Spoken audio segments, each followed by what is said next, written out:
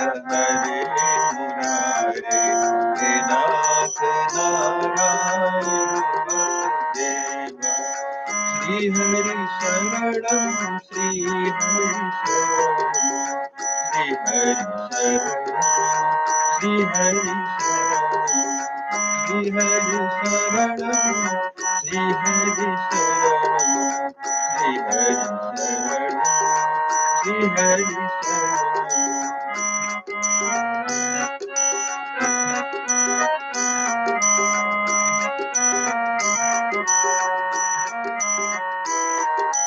श्री हरि शरणं श्री हरि शरणं, श्री हरि शरणं श्री हरि शरणं।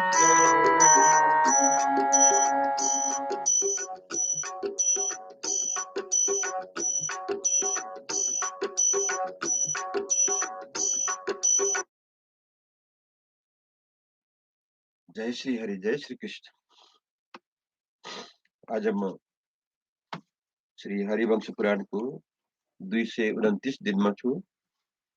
आज हम चतुश्री अध्याय प्रारंभ करने जा रहा हूँ। इसमें भगवान यज्ञ बराह के द्वारा पृथ्वी का उद्धार के विषय में आज हम श्रवण करेंगे। वैशेपायन जी कहते हैं, जन्मेजय, वैदिकी श्रुति का कथन है कि प्रजापति स्वरूप भूत यह सारा जगत पहले सुवर्णमय अंड के रूप में उत्पन्न हुआ था। उन सर्वव्यापी भगवान ने सहस्र वर्ष के बाद उक्त अंड को ऊपरी ओर से फोड़ दिया।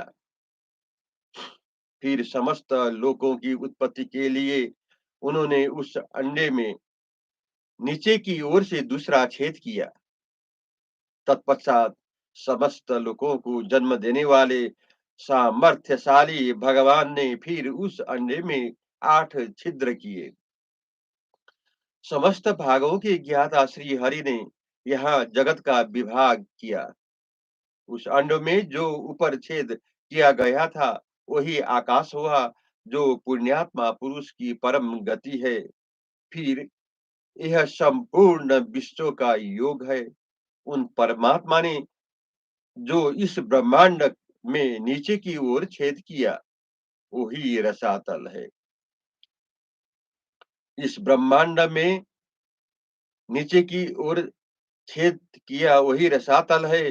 देवलोक की सृष्टि की इच्छा से भगवान ने पहले जो अंड उत्पन्न किया और उसमें सब और जो उन्होंने 8 छिद्र किए वही संपूर्ण दिशाएं और विदिशाएं है।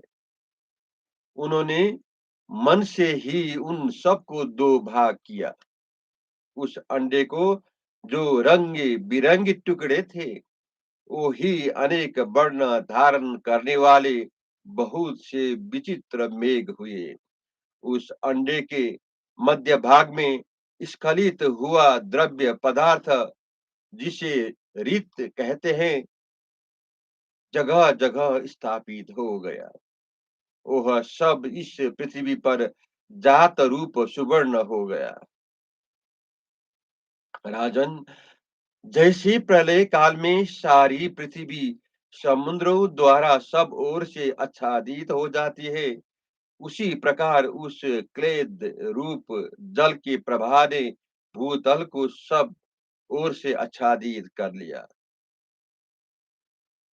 भगवान ने देवलोक की सृष्टि की इच्छा से पहले जो अंड उत्पन्न किया था उसमें जहां जहां वह जल स्खलित होकर गिरा वही सुवर्णमय पर्वत हो गया।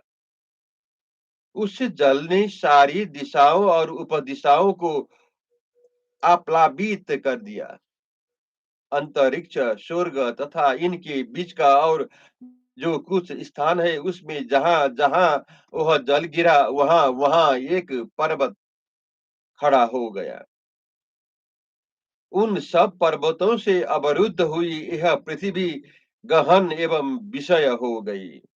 अनेक योजना तक फैले हुए उन भारी पर्वत समूह से दबी हुई पृथ्वी देवी पीड़ा से व्यतीत हो गई।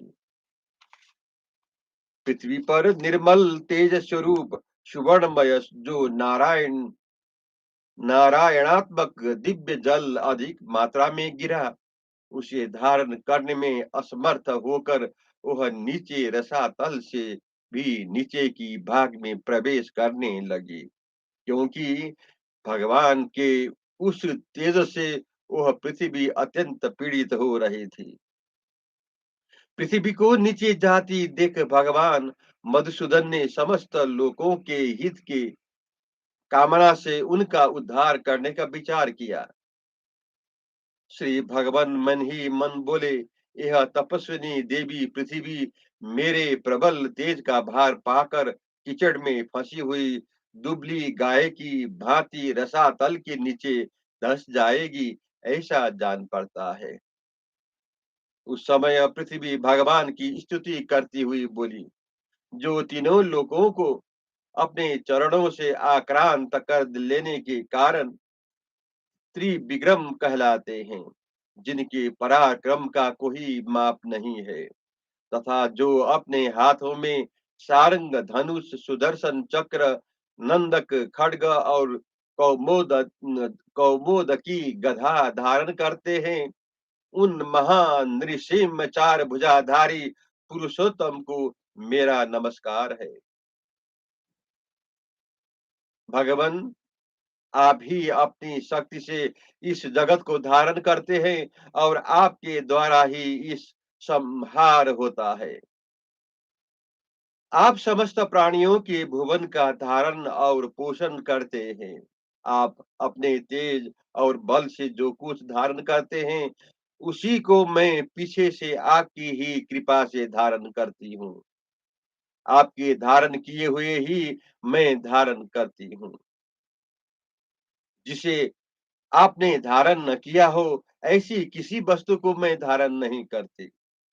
ऐसा कोई रूप नहीं जो आपके द्वारा धारण न किया जाता हो। वीर नारायण, आप ही जगत के हित की कामना से युग युग में अवतार ग्रहण करके मेरा भार उतार करते हैं। सूरश्रेष्ठ, मैं आपके ही तेज से प्रकट हुए पर्वतों द्वारा आक्रांत हो रसातल से नीचे चली आई हूँ और आपकी ही शरण ले रही हूँ। आप मेरी रक्षा करें। दुरात्मा दानवों और राक्षसों से पीड़ित होकर मैं सदा आप सनातन परमेश्वरी की ही शरण में आती हूँ। मैं सैकड़ों बार यह देख चुकी हूँ कि जब तक मैं विशाल वृषभ के समान पुष्ट कंधों वाले आप भगवान की शरण नहीं लेती हूँ, तभी तक मुझे अधिक भय प्राप्त होता रहता है। श्री भगवान बोले, धरणी भयभीत न हो, कल्याणी मन को एकाग्र करके शांति धारणा कर। यह मैं तुझे अभी उचित एवं मनोवांछित स्थान पर ले आता हूँ। वैश्यपायन जी कहते हैं, राजन, ऐसा कहकर महात्मा श्री हरि ने मन ही मन किसी दिव्य रूप के विषय में चिंतन किया। वो सोचने लगे, कौन सा रूप धारण करके मैं इस पृथ्वी का उद्धार करूं। वह रूप ऐसा होना चाहिए जिसके द्वारा मैं जल में डूबी हुई पृथ्वी को ऊपर उठा सकूं। ऐसा सोचते हुए भगवान ने उस रूप को धारण करने का विचार किया। उन सब जल में क्रीड़ा करने के लिए उनकी रुचि हुई, अतः उन्होंने 12 रूप का स्मरण किया। पृथ्वी को धारण करने वाले श्री हरि उसका उद्धार करने के लिए उद्यत हो गए। उस समय उनका रूप 10 योजन विस्तृत और 100 योजन ऊंचा हो गया। वह वेद तुल्य सम्मानित भगवान का वांग्मय स्वरूप समस्त प्राणियों के लिए अजेय था। उसकी अंग कांति नील मेघ के समान श्याम थी। उसका शब्द मेघ की गंभीर गर्जना को तिरस्कृत किए देता था। भगवान का वह विग्रह महान पर्वत की आकृति के समान प्रतीत होता था। उसकी दाढ़ें श्वेत, चमकीली और भयंकर थी। उसका तेज बिजली और अग्नि के समान था। उसकी प्रभा सूर्य के सदृश थी। उसके कंधे मोटे, गोलाकार और चौड़े थे। वह बल के घमंड में भरे हुए सिंह के समान चलता था। उसका कटी प्रदेश ऊंचा और ममसल था। विषव के लक्षणों से सम्मानित था। ऐसे अमित और विशाल बाराह को धारण कर श्री हरि ने पृथ्वी का उद्धार करने के लिए रसातल में प्रवेश किया। उस भगवान यज्ञ बारहा के चारों पैर चारों वेद ही थे। यूप उनकी दाढ़ी थे। क्रतु यज्ञ ही दांत और चिति ही इष्टि का चयन मुख मुख थे। अग्नि उनकी जिह्वा, कुश उनके रोम तथा ब्रह्म प्रणव उनका मस्तक था। वो महान तपस तप से संपन्न थे। दिन और रात को ही वो दोनों नेत्रों के रूप में धारण करते थे। वेद के छहों अंग उनके कानों में कुंडल थे। घी उनकी नासिका, श्रुवा उनकी थुतुन और साम वेद का रूप उनकी भीषण गर्जना थी। उनका शरीर बहुत बड़ा था। उनका विग्रह सत्य धर्ममय था। वो अलौकिक शोभा से संपन्न थे। वो क्रम, गति और विक्रम, पराक्रम दोनों से सम्मानित थे। अथवा वेद के क्रम पाठ और व्युत्क्रम पाठ ही यहाँ क्रम विक्रम है, जिनसे भगवान यज्ञ बारह संस्कृत थे सत्कृत थे। क्रिया क्रियामय सत्र उनके बड़े बड़े नथुने थे। पशु घुटने और यज्ञ ही उनकी आकृति थे। उद्धाता उद्भाता ही उनका आंत था। होम रूप कर्म उनका लिंग था। बीज और औषधियां उनसे प्राप्त होने वाले महान फल थी।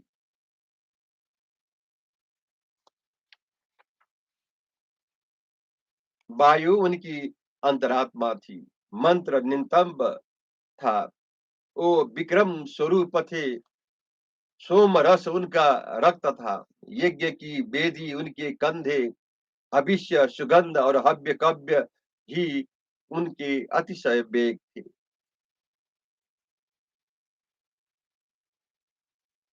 प्राग्वांश पत्नीशाला या यजमान गृह उनका शरीर कहा गया। ओ तेजस्वी तथा नाना प्रकार की दीक्षाओं से पूजित थे। दक्षिण दक्षिणा उनके हृदय के स्थान में थी। वो महान योगी और महाशस्त्रमय थे। उपा कर्म उनकी उष्ट का भूषण था और प्रवर्ग्या कर्म ही उनकी नाभि को विभूषित करने वाले थे। नाना प्रकार के उनकी छंद उनके चलने के मार्ग थे और गूढ़ उपनिषद उनकी आसन थे। जल में पड़ने वाली छाया परछाई ही पत्नी की भांति उनकी सहायिका थी। वो मणिमय पर्वत शिखर के समान ऊंचे थे। इसी प्रकार यज्ञमय बारह रूप धारण करके जगत गुरु भगवान ने पृथ्वी के में जाने के साथ ही स्वयं भी वहां प्रवेश किया। जल में छिपी हुई तथा रसातल में डूबकर दूसरे पाताल में पहुंची हुई उस पृथ्वी के पास वो भगवान प्रजापति स्वयं भी जा पहुंचे। पृथ्वी को धारण करने वाले उन प्रभु ने लोक हित के लिए अपनी दाढ़ के अग्रभाग से पृथ्वी को ऊपर उठाया और अपनी जगह पर लाकर रख दिया। धारा को धारण करने वाले भगवान बारह ने पहले स्वयं पृथ्वी को धारण करके उसे सहसा जल के ऊपर छोड़ दिया। उनके धारण करने से पृथ्वी को बड़ी शांति मिली। उसने उन कल्याणकारी देवता यज्ञ बारह को नमस्कार किया। इस प्रकार संपूर्ण भूतों का हित चाहने वाले भगवान ने यज्ञ बाराह होकर लोकहित की कामना से पृथ्वी देवी का उद्धार किया। तदंतर कमल नयनंद सुरेंद्र श्रेष्ठ देव श्री हरि ने इस तरह रसातल गई हुई पृथ्वी के विषय में विचार करके जगत को स्थापित करने की इच्छा से उसे ऊपर को उठाया और उसके विभाग करने के लिए मन में विचार किया। राजन, इस तरह उस समय श्रेष्ठ वराह रूप धारण करके सर्वव्यापी हरि स्वरूप अनुपम पराक्रमी महायशस्वी अच्युत ने सबके हित के लिए पृथ्वी को बलपूर्वक एक दांत से ऊपर को उठाया था। जय श्री हरि, जय श्री कृष्ण।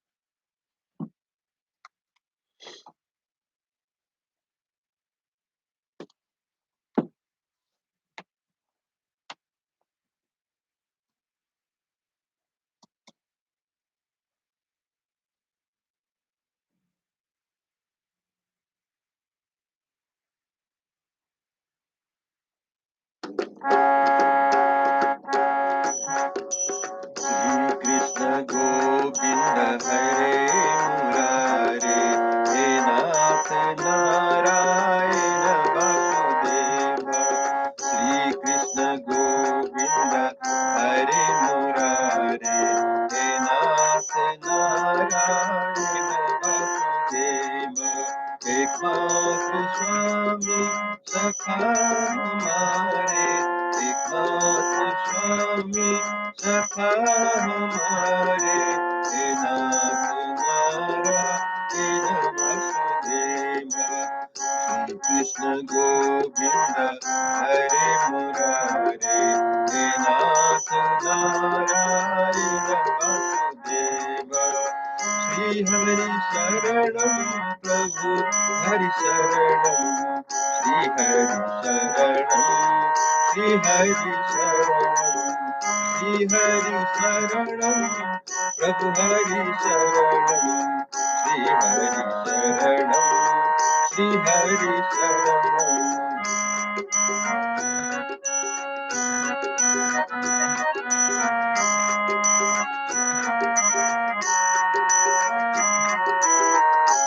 श्री हरि शरणं, श्री हरि शरणं, श्री हरि शरणं, श्री हरि शरणं। जय श्री हरि, जय श्री कृष्ण।